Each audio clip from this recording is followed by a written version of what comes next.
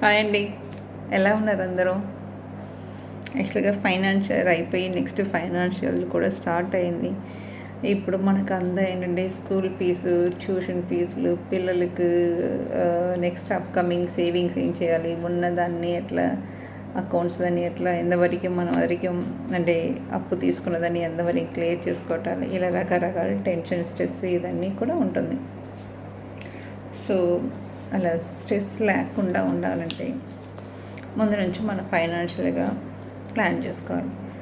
ఎలా ప్లాన్ చేసుకోవాలి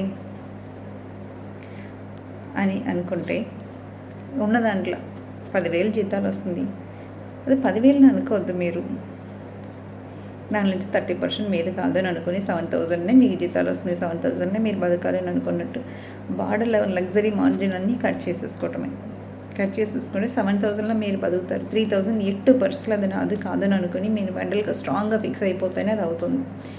ఏదో ఈ నెల ఒక్క నెల టెమిట్ అయ్యి ఏదో ఒకటి ఫంక్షన్ ఉంది కదా, లేదంటే పిల్లలు పుట్టినరోజు ఉంది, లేదంటే వేరే ఏదైనా ఫీజులు ఉంది, ఏదో ఒకటి చేసేస్తామని చెప్పి అనుకుంటే అది ఎప్పుడు మనది కాకుండానే అయిపోతుంది. సేవింగ్స్ కాదు, అన్నీ మనం ప్రొటెక్ట్ చేసుకోవటానికి, లేదంటే మనకు ఒక స్టేజ్ తర్వాత ఇవాళ లగ్జరీ గురించి ఇవాళ అయిపోతుంది. కానీ ఇవాళ లగ్జరీ కోసం ఖర్చు పెట్టినప్పుడు ఉన్న ఆనందంలో ఉన్నప్పుడు అంతా అయిపోతుంది, ఐస్కాందంలాగా అయిపోతుంది, సండే ఐస్ క్రీమ్ లాగా కరిగిపోతున్నట్టు ఇది కూడా ఏంటంటే డబ్బులు ఊరికే పోతుంది. ఒక్కసారి మీకు నీడ్ వచ్చినప్పుడు ప్రతివాడు మీ పరాయి వల్ల కనపడతారు. ఎప్పుడైనా హెల్ప్ వెళ్ళి ఏదైనా డబ్బులతో హెల్ప్ అడగండి, ఎవ్వరూ చేయరండి. ఎంత డబ్బులు ఉన్న వాళ్ళైనా మిమ్మల్ని నమ్ముకుని 10 రూపాయలు ఇన్వెస్ట్మెంట్ చేయాలంటే 10 సారి ఆలోచిస్తారు. ఇది ట్రూత్. అసలు నా లైఫ్లో నేను చాలా ఫేస్ చేశాను ఫైనాన్షియల్గా సిచ్యువేషన్ అన్నీ ఏంటంటే ఒక రకంగా రేజ్ లాగానే ఉంటుంది. చిన్నప్పటి నుంచి నాకు మా ఫాదర్ చిన్నప్పుడు 2 ఇయర్స్ ఉన్నప్పుడు ఎక్స్పైర్ అయ్యారు.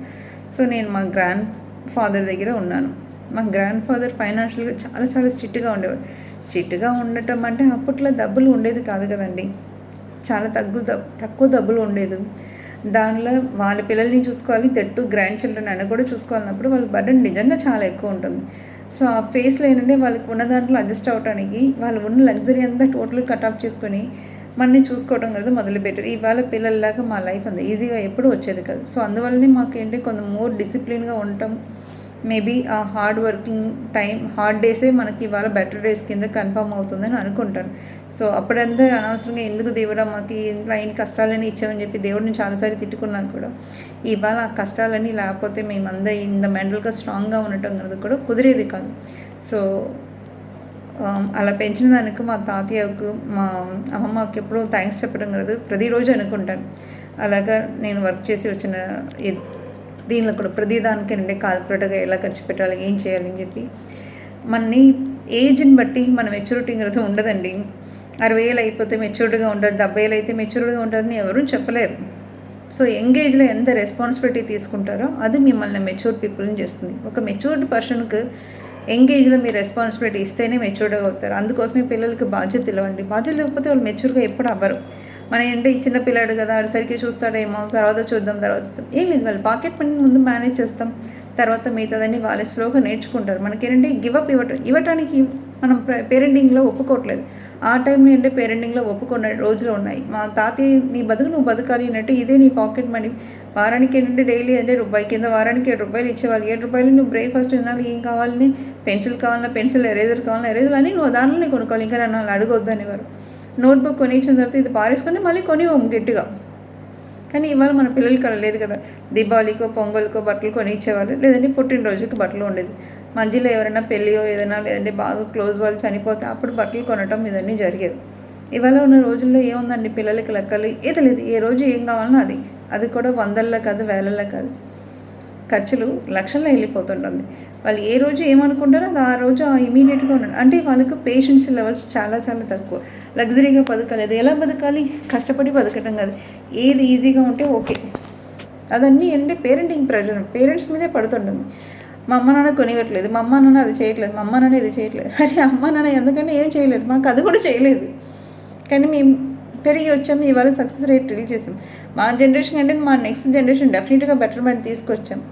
కానీ నెక్స్ట్ జనరేషన్ ఏమవుతుంది, మనకు కష్టం అంతా బురదలో పోసిన పన్నీర్లాగా అవుతుంది. ఒకసారి ఆలోచించండి. మన పిల్లలకి అన్నీ ఇస్తాం. వాళ్ళు మనంత వర్త్ ఇట్‌గా ఉన్నారా లేదా? ఇప్పుడు ఇవాళ మీరు స్పెండ్ చేసే మనీ రేపు నిజంగా దానికి ఇంట్రెస్ట్ వస్తుందా లేదా అని కాలిక్యులేట్ చేసుకున్నట్టే. ఇవాళ మనం పెట్టే ఖర్చులు పడే కష్టం నెక్స్ట్ జనరేషన్‌కి ఎంతవరకు పనికొస్తుందో మీ మనస్సాక్షిని మీరు అడగండి. మీ పిల్లల్ని మీరు ఒకసారి ఆలోచించండి.